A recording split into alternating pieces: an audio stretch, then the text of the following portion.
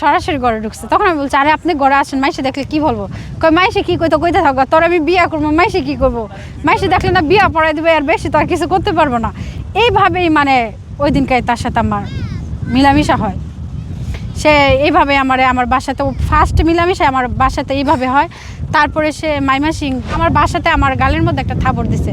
দেওয়ার পর আমি আমার ডাইনিং টেবিল ছিল ওখানে আমি মানে পড়ে গেছি। তখন ও আবার আমার হাতে ধরে টাইনে উঠাইছে যে ব্যথা পাইছো নাকি।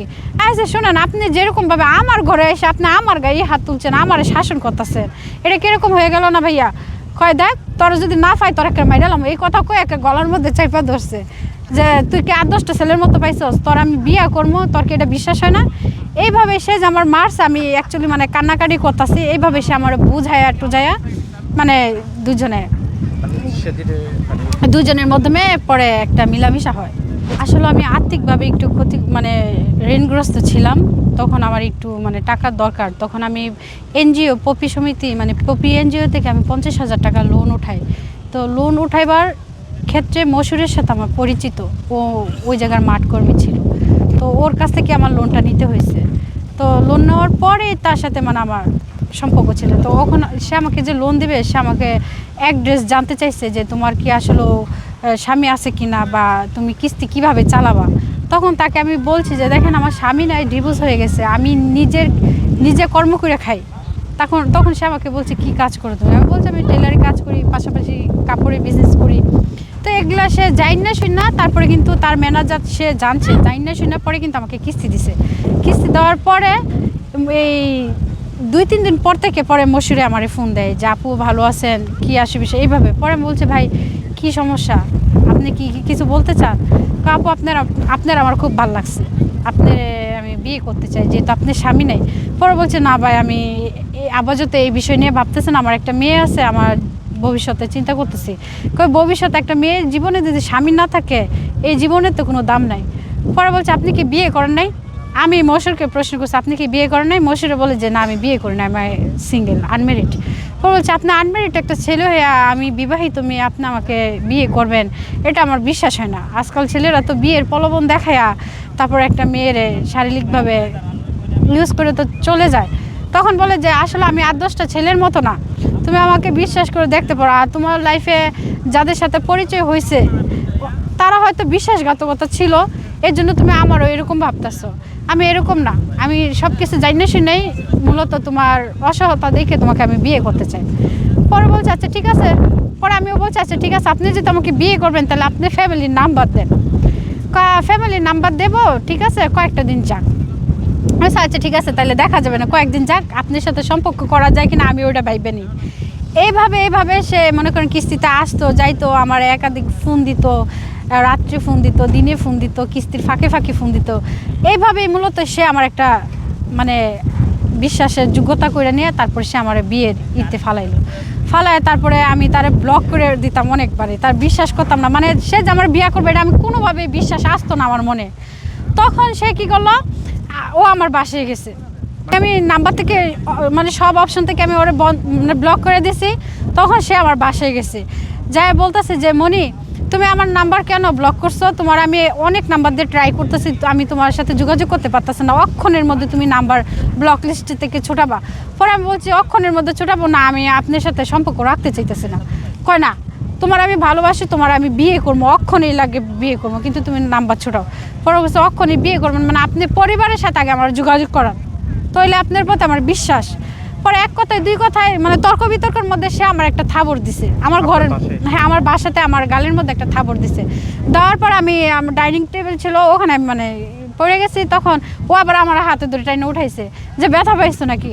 আচ্ছা শোনেন, আপনি যেরকমভাবে আমার ঘরে এসে আপনি আমার গায়ে হাত তুলছেন, আমার শাসন করতেছেন, এটা কীরকম হয়ে গেল না ভাইয়া? কয় দেখ তোর যদি না পাই তোর একটা মাইরালাম। এই কথা কয়ে একটা গলার মধ্যে চাইপা ধরছে যে তুই কি 8-10টা ছেলের মতো পাইছস, তোর আমি বিয়া করবো, তোর কি এটা বিশ্বাস হয় না? এইভাবে সে যে আমার মারছে, আমি অ্যাকচুয়ালি মানে কান্নাকাটি করতেছি, এইভাবে সে আমার বুঝায়া টুজায়া মানে দুজনের মাধ্যমে পরে একটা মিলামিশা হয়, বুঝছেন? ওই দিন বলতে ওই দিন মানে মিলামিশা হয় নাই, মানে সে আমার একটু মানে এমনি সে আমার গায়ে জড়াই টড়াই ধরছে। তারপরে যখন গেছে মানে তখন ঘটনাটা ঘটছে বিকাল 4টা-5টার দিকে হবে। তখন আমার বিশ্বাস হয়েছে যে আসলে ছেলেটা ভালো না বাসলে তো আমার এইভাবে শাসন করতো না প্রকাশ্যে এসে, হয়তো আমাকে ভালোবাসে এরকম। তারপর ও গেছে গা, কইতেছে যে আমি অফিসে টাকাগুলা জমা দিয়ে আসি, তারপরে এই কথা বলে মানে অফিসে চলে গেছে। যাওয়ার পরে আবার 7টার দিকে সে বাসায় আয়সা দরজা আয়সা আমার গায়ে হাত তুলছে, ওরা ব্লক করছে বিদায়। তারপরে সে আমার বাসা থেকে মানে আমার জড়ায় দৌড়ে টুড়ে আমার বুঝায় সে বলতেছে যে আমি চলে যাচ্ছি, আমি আসবো একটু পরে। এই কথা বললে সে চলে গেছে অফিসে কালেকশনের জন্য। অফিসে চলে যাওয়ার পরে এই সন্ধ্যা 7টা-8টার দিকে সে আমার বাসায় আয়সা দরজা নক দিছে। আমি কাপড় সিলাইতেছিলাম, দরজা নক দিছে। তখন আমি বলছি কে, কথা বলে না, তা হয়তো কেউ আসতেই পারে। আমি দরজা খুলছি, ওপেন করেই দেখি হ্যাঁ। পরে বলছে আপনি, এই কথা বলাতে সে সরাসরি ঘরে ঢুকছে। তখন আমি বলছি আরে আপনি ঘরে আসেন, মাইসে দেখলে কি বলবো? মাইসে কি কইতে থাকবো, তোর আমি বিয়ে করবো, মাইসে কি করবো? মাইসে দেখলে না বিয়ে পড়াই দেবে, আর বেশি তো আর কিছু করতে পারবো না। এইভাবেই মানে ওই দিনকাই তার সাথে আমার মিলামিশা হয়। সে এইভাবে আমার বাসাতে ফার্স্ট মিলামিশা আমার বাসাতে এইভাবে হয়। তারপরে সে মাইমাসিং, সে আমাকে বিয়ে করব, সে আমাকে আমার দায়িত্ব নিতে চাচ্ছে জীবনের। মূলত কথা, জীবনের দায়িত্ব নিলে আমি কি চাই না যে আমার জীবনটা একজনের উপরে চলুক বা একজনের দায়িত্ব নোক, আমার জীবনটা একজনের গাছের তলে থাকুক। আমার জীবনে তো একটা গার্ডিয়ান দরকার, আমার তো এইভাবে একা থাকা সম্ভব না। এইভাবেই তার সাথে আমার সম্পর্কতে আমি লিপ্ত হই। ওর মাই, ওর বাবা, ওর বোনেরা বলে আমি নাকি দেহ ব্যবসায়ী। আমি যে দেহ ব্যবসায়ী আপনারা কিভাবে জানেন? আপনারা কি আমার নেত্রকোনা মোহনগঞ্জে গেছিলেন?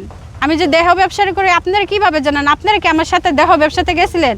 হয়তো আপনারা এগুলা কাজ করেন, এর জন্য আমারও এরকম মনে করছেন। কারণ একটা খারাপ কিন্তু খারাপের খবর জানে না। তো উনার মা একটা মায়ের জায়গা থেকে তাকে আমি সম্মান করতাম, কিন্তু উনি তো আমাকে, উনারও তো 2টা মেয়ে আছে, উনি তো আমার ওরকম সম্মান দিয়ে রেসপন্স করে কোনো কথা বলে না। উনি ডাইরেক্টলি বলে আমি খারাপ চরিত্র, মানে যেই আমাকে হেল্প করতে আসে তারই দিয়ে বলে যে আমি নাকি তাদের সাথে আমার শারীরিক মিলামিশা। মানে ওরা কি ভাবতেছে যে সবার সাথে কি একটা মেয়ে শুয়ে পড়তে পারে? তোর ছেলে মানে বুঝায়া প্রতারণা দেখায় নিচে দেখে কি আমি কি এরকম যে সবার সাথে আমার শারীরিক মিলামেশা হচ্ছে? আর এই বিষয়ে ঘটনা সত্য আমি মিডিয়াতে আসি, আর ওরা তো মিডিয়াতে দেখছে, তাহলে ওরা মুখ খুলে না কেন? আমি যদি ওদের নামে মিথ্যা বলে থাকি তাহলে ওরা মুখ খুলুক, মিডিয়াতে এসে বলুক যে এই মেয়েটা মিথ্যা কথা বলতেছে। তারা তো মুখ খুলতেছে না।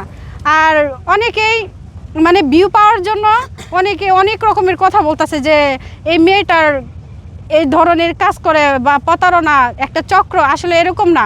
আমি যদি আজকে বিষয়টা, আমার সত্যতা বিষয়টা যদি আপনাদের মাঝে যদি না তুলে ধরি তাহলে আমি কাদের কাছে তুলে ধরবো? আমার মতো তো হাজারো মেয়ে আছে যা সমাজে বলতে পারে না দেখে আত্মহত্যার পথ বাঁচছে না, কিন্তু আমি তো আত্মহত্যা করবো না। আমি তো যুদ্ধ করে প্রয়োজনে এটা দেখাই দেবো, কিন্তু আমি আত্মহত্যা করবো কেন? আমার একটা মেয়ে আছে। আমি আত্মহত্যা করলে তো সব সমস্যার সমাধান না। আমি চাই আপনারা এটা দেখেন, শুনেন এবং জানেন। আমি যথেষ্ট পরিমাণ প্রমাণ দেবো আপনাদেরকে, তারপর আপনারা বিবেক বিবেচনা করবেন ছেলের দোষ ছিল না আমার দোষ ছিল। হ্যাঁ, ওর বাড়ি চিনি।